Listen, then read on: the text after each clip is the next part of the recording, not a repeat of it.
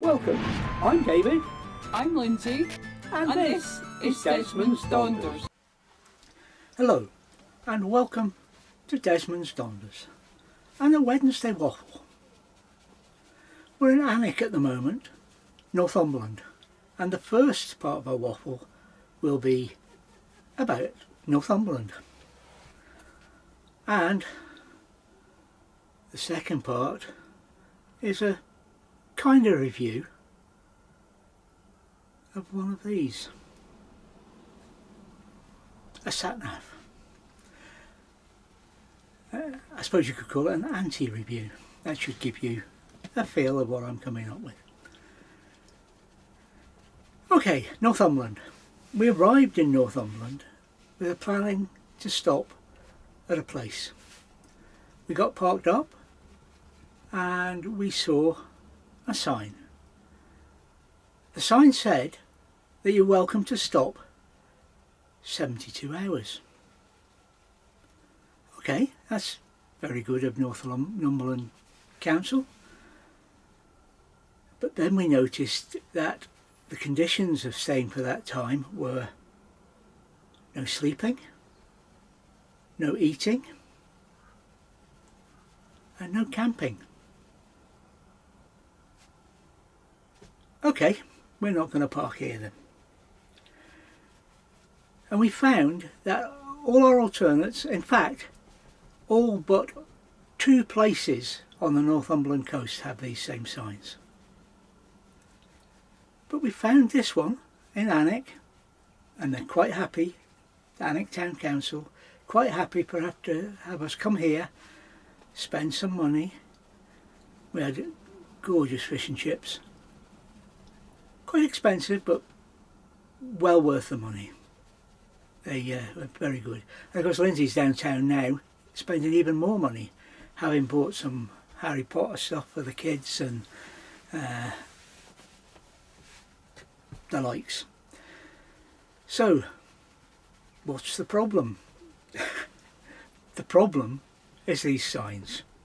You think about it, it's only going to take somebody to have an accident after coming out of one of these car parks, and all they've got to say was, well, I was there for 72 hours without sleep or food. What do you expect when I come out of the car park and have my accident? Just my thought, Northumberland Council. Either you want us or you don't, or you're leaving it to individual town councils to want us and want the money. All I know is, from my point of view, Alnwick is well worth coming to. There's all sorts to see, all sorts to do, and they'll get our money. I just hope Lindsay hasn't spent too much of it today. Okay, moving on. That was light-hearted. This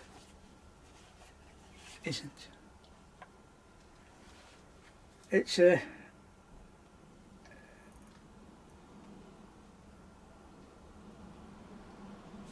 sat-nav. Sorry, must concentrate. Looks like an awful lot of sat-navs you're going to see, except this is a Garmin. Right? A Garmin have a good name, good reputation.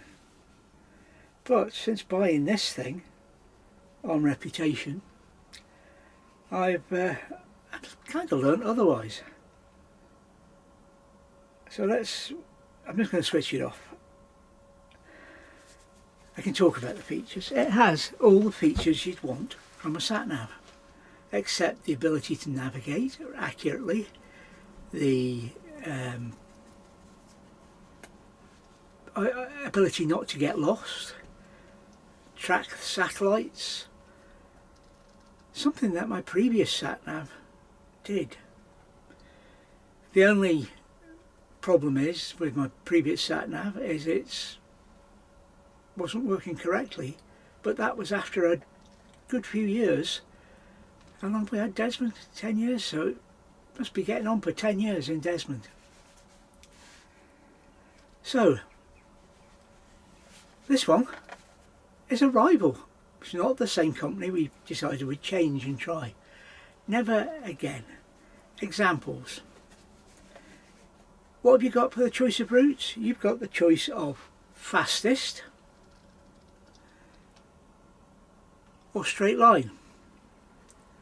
Straight line doesn't mean it navigates to the straight line and gives you, information on turns left and right to keep you, if you like, on the shortest route. No, shortest routes are not an option. Straight line just literally points to where you can go where the hell you like. It's not going to help you. It's just going to point to where the object is that you want to navigate to.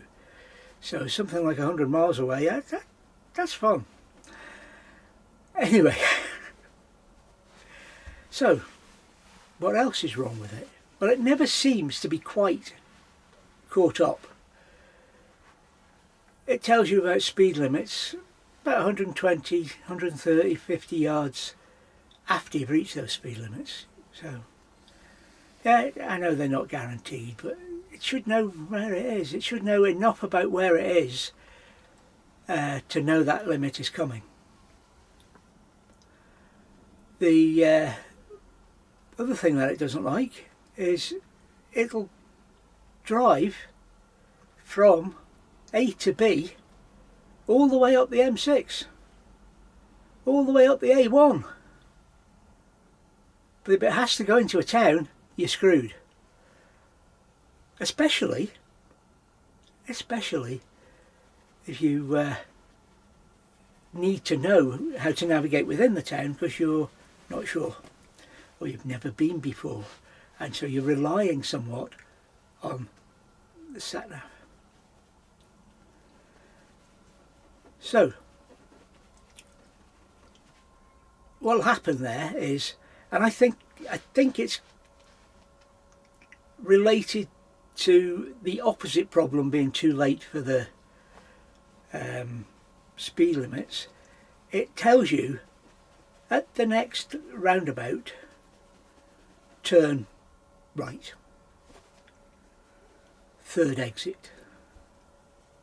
The trouble is that roundabout might be 10 miles away, and then about a mile from the roundabout it says at the next roundabout take the third exit, and so on and so forth.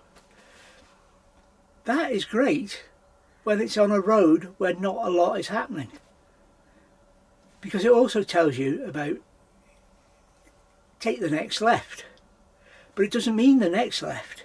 It means the next left it wants you to take. There might be a mile's worth of lefts before you get there, but you get the picture. So once you get into a town, it starts next left, next left, next left, next left. And it doesn't mean the next left. It still means that one, perhaps a mile away.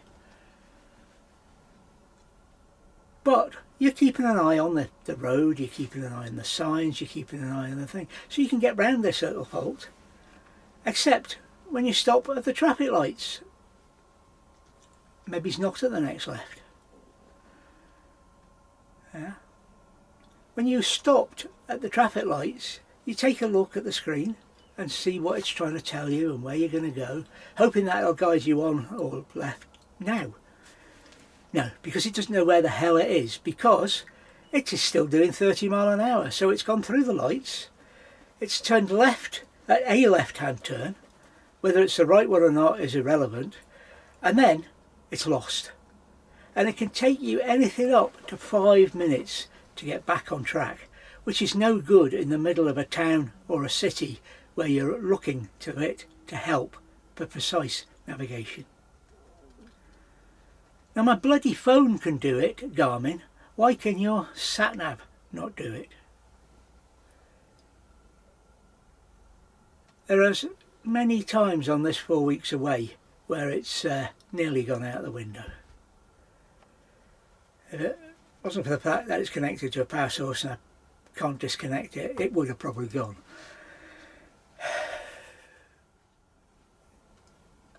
It has got us lost, but mainly because it's directed us incorrectly. Or it's got itself lost and doesn't know where to go. and it can't get sorted out because it's lost the satellites. It's crazy, absolutely crazy.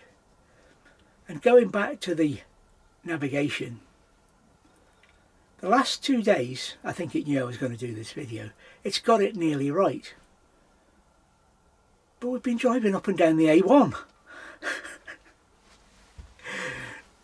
You know, it's absolutely crazy. I wouldn't recommend a Garmin LGB type sat nav to anybody. And you know what? When I get home, I'm changing it. I'm going to buy a cheap and cheerful eBay special, probably. You know, these 70 or 80 pound ones, maps for life, blah blah blah. Because I've heard better about this. Because it's not just me. It's, you go on the Garmin forums, everybody's saying about what's going on with these things. And it's not as if the software version's new. It's on 6.2 something. Yeah, it's not new software. It's old established software in a shiny new box. So who knows? But we will certainly be giving a cheaper, because as you know, Garmin, TomTom, my previous, are not cheap items. It seems to have heard that caravans and motorhomes can afford to spend a lot more on their sat navs. But guess what? No more. This one is absolutely rubbish. Oh, and I nearly forgot those options. Remember we had straight line, which is not usable. But the other option, the only other option, was fastest route. Well, if that's Garmin's idea of a fastest route, God help them. Because some of the routes we've been on have been far from the fastest route. Just long way around for a shortcut. Look at this bit coming here. We stuck with the road, the A1, because we knew where we were going was just literally off the A1 and in. But prior to that, we were on a number of parallel A roads going to places, but it always wanted to come back to the A1. Now the A1 is no faster than any other dual carriageway.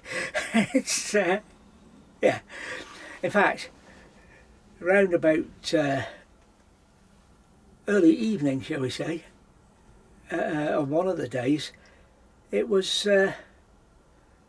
directing us to where the heaviest traffic was, and then it occurred to me, they're all using Garmin bloody sat navs. Well, anyway, we have named it not the Garmin Satellite Navigator, not the Garmin Sat Nav, but the Garmin Satellites, not Nav, because that's more what it's like. It spends so much time reacquiring satellites, and no, it's not where it sat in the truck. It's right where the TomTom was. It's right where the phone would go. They all get and lock, but not this beast. No. Anyway, there's my recommendation. Say no to the Garmin Sat Nav LGB 610 series. There might be better Garmins, but this is an expensive Garmin. It's certainly not a better Garmin. So, hope you've enjoyed my poke at Northumberland Council, and I hope you've enjoyed my not review of this damn sat nav. And before I go, one other thing has just occurred to me. You know, you hear all these people who've gone through hedges and arrived at sites the wrong way and done this and done that.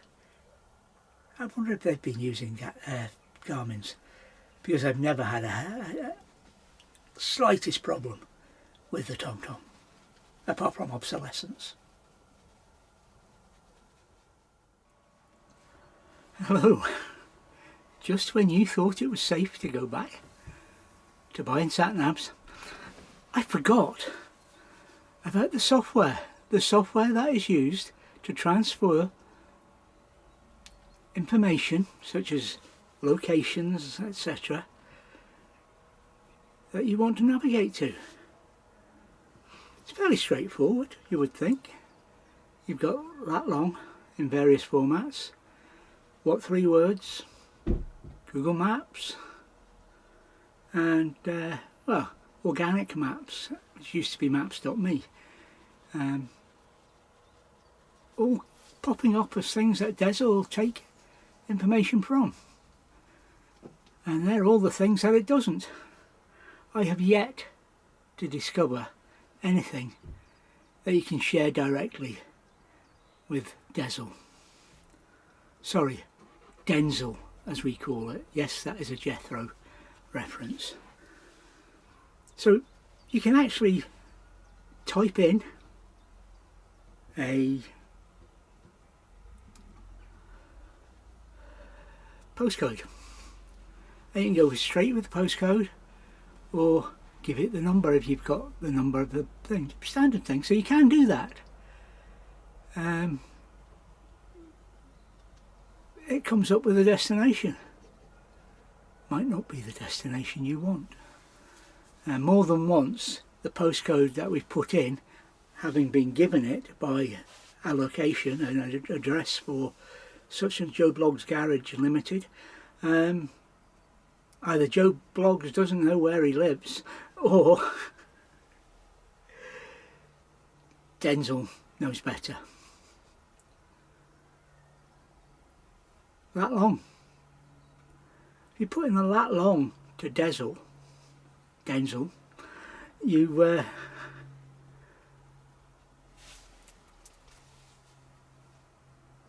got no guarantees, unless if you put in the lat long, it'll come with a location which may or may not be right. Old Hartley, for example, one of the places we put in, there's a load of old Hartleys around the country. You would have thought it would have picked the one close to the lat long that it was given. You would have thought. Denzel decided to take us home. I think he was taking us to Somerset. None of the software would give an accurate, even if you had precise locations, you didn't get an accurate place. So you had no hope of getting to where you expected to go using this software. So, well named Denzel. You can call it D-E-Z-L, Dezel, as much as you like, or Diesel, whatever you want to call it.